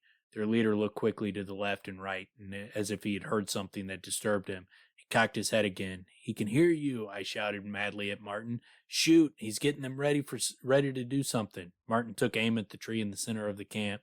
Wind buffeted him as he continued to pray. Telu, who was Minda, who you were, watch over me in Minda's name, Imperial's name, in Ordal's name, in Anda's name, watch over me.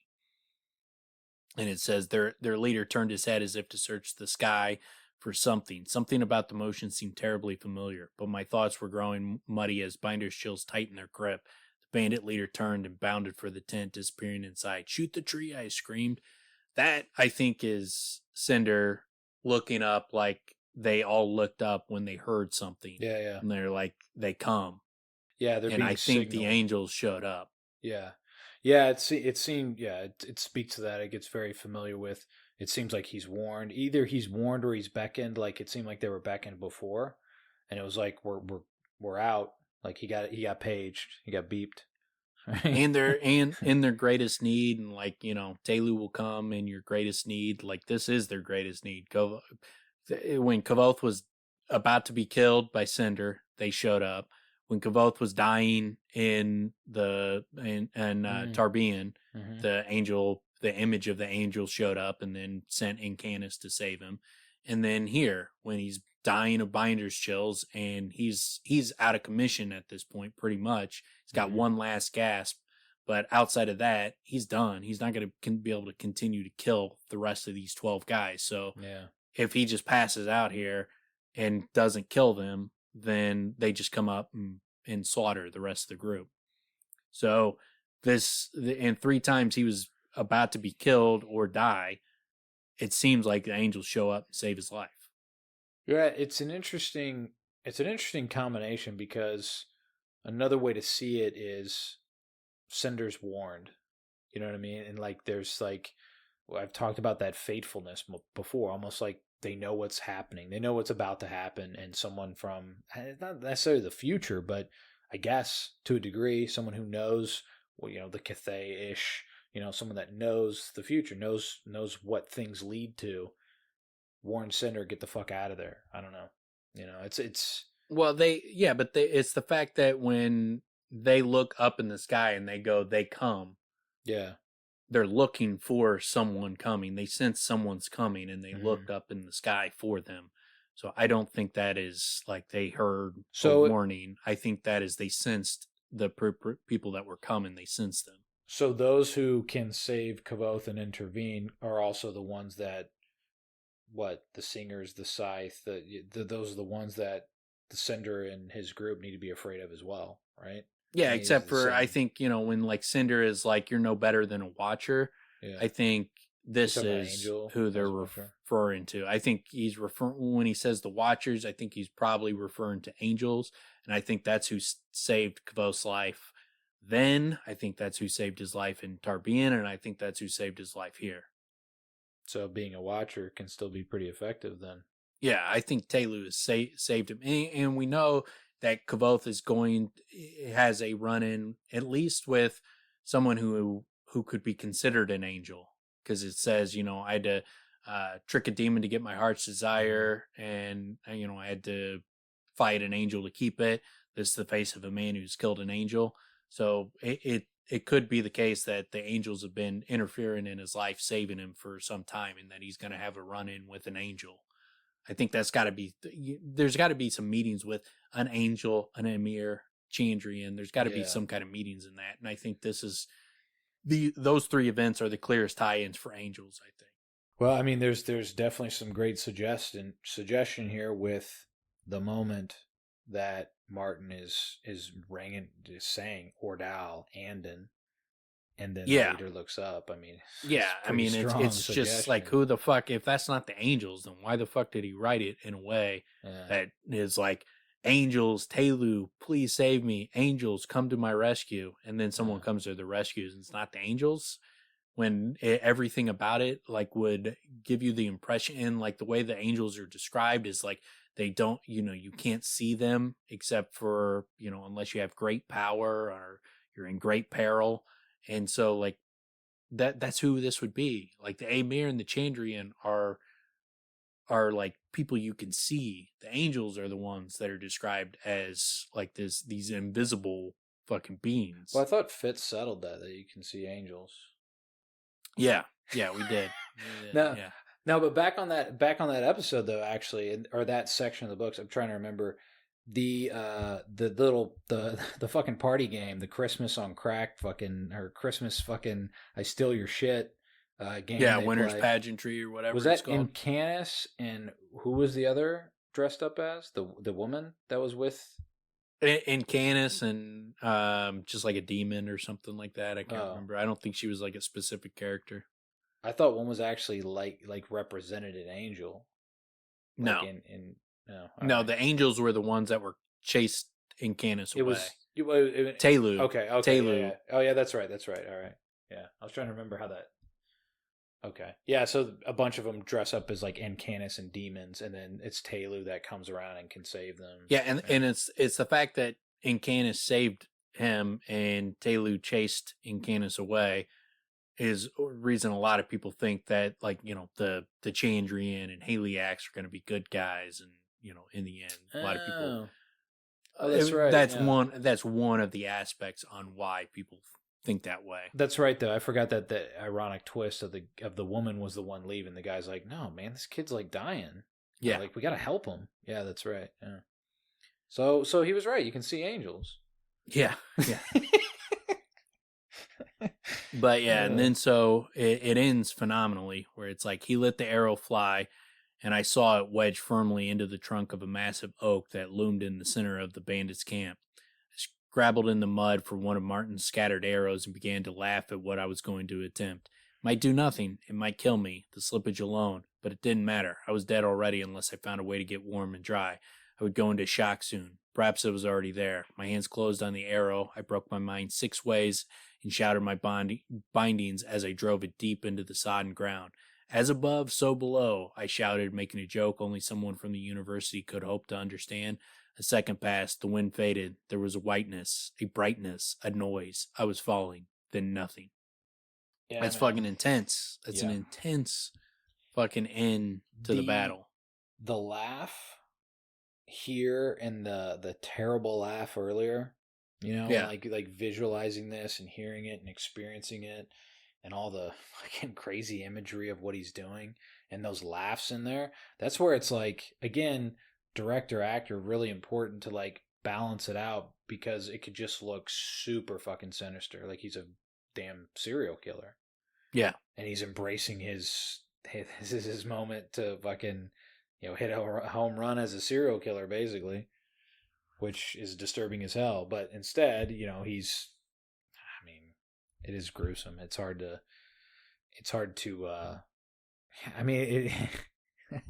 mean that's what's so crazy about it. It is heroic, right? But it's Yeah. gruesome as hell, and he's pushing the boundaries of what is possible for a human being in this crazy world, right? With the abilities that we've seen others display, and he's pushing it to this boundary of, and also in such a disturbing way. And the laughter in the middle It's of it not. too. It's not. It's wild, man. It's not anything you would have expected for where Sympathy would go. That it would lead him to do this. Would not have expected anything like this. That it would be like his greatest feat of sympathy, be some barbaric, disgusting horror fucking show. Yeah. It's not what you would expect, but that's what Rothfuss does. Well, but and then if it wasn't already massively significant direct link to like the new Taylor or the new Taberlin the Great, Taberlin. man. But yeah, and it also it ends like where it's like, and then nothing. I was falling, then nothing, and it's like, and then boom, that's the end of the chapter. It's like, what the fuck happened? And I love the way it's like him kind of waking up, and it's like, I awoke, I was warm and dry, it was dark, I heard a familiar voice questioning. This is chapter 92, Taberlin the Great. Martin's voice, it was all him. He did it, questioning. I won't never say, Den. I swear to God I won't. Don't want to think of it. Get him to tell you if you want, questioning. You'd know if you'd seen. Then you wouldn't want to know no more. Don't cross him. I've seen him angry. That's all I'll say. Don't cross him, questioning. Leave off, Den. He was killing them one by one. Then he went a little crazy. No. All I'll say is this. I think he called lightning down, like God himself, like Taberlin the Great, I thought, and smiled and slept. Yeah, man, that's one hell of a way to follow up what the hell just happened. That is like just such a crazy climactic ending to kind of, like basically the penultimate scene for this group, the penultimate episode. Well, and then and it's like at the 60% of the way through the book, not even 2/3 of the way, and there's just this massive fucking crescendo built into it where it's like, whoa, that was fucking crazy. Yeah. So many authors, this is where the book ends. Yeah. And I love, dude, and it's so great for Kvothe. He gets to wake up after this heroic moment, and he gets to hear people talking about his greatness. Yeah. And he goes back to sleep with a smile on his face. Yeah, right? He loves it. He's back in the bar again, just listening to people talk about him. Fucking scared shitless of me. They're so scared. All my friends are terrified of me. I love life. Well, and the first 3 words, I woke, I was warm. 4 words, whatever, 5.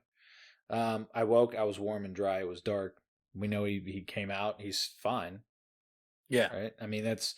Yeah, he survived. Yeah. It worked. It fucking worked. And then we find out later how well it worked and how fucking insane that is. But and to me, I doubt that it's him. I don't think that he did anything. I think that, I mean, maybe he contributed to it, but I think it's some other force saved him. I think that the lightning was likely a result of like Telu or some angels saved him. So I don't think what he did, like he doesn't even understand like how, like what he did would even be possible. Like he's like, maybe Ida wasn't even involved, and I don't think he was. I don't think he's ultimately solely responsible for saving, the group. I think that angels were likely involved in it. Yeah, I mean, he goes as far as, I don't know if I can take credit for the lightning striking when and where it did. But as far as stories go, I called the lightning and it came. And he gives those the reasonings like a galvanic binding with 2 simple arrows, an attempt to ground the tree more strongly than any lightning rod. So again, man, this is fucking great shit on Rothfuss's part, because it's like he does something that could work, yet you come away with like, wait, I don't know if that's really what happened.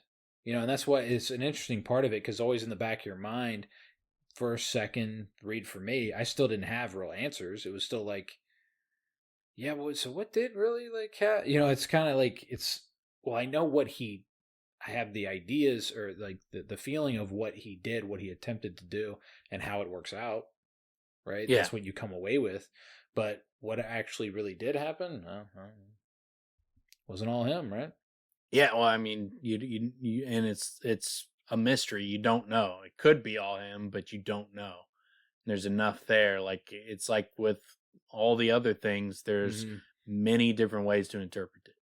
Well, and the fact that he says that the way it gets delivered, it hints at, well, it wasn't. Yeah, right? I mean, that's what he's doing here. Yeah. If he wasn't doing that, then what's he doing? He's not sloppy with some of the most important parts of the entire book. I mean, come on, man.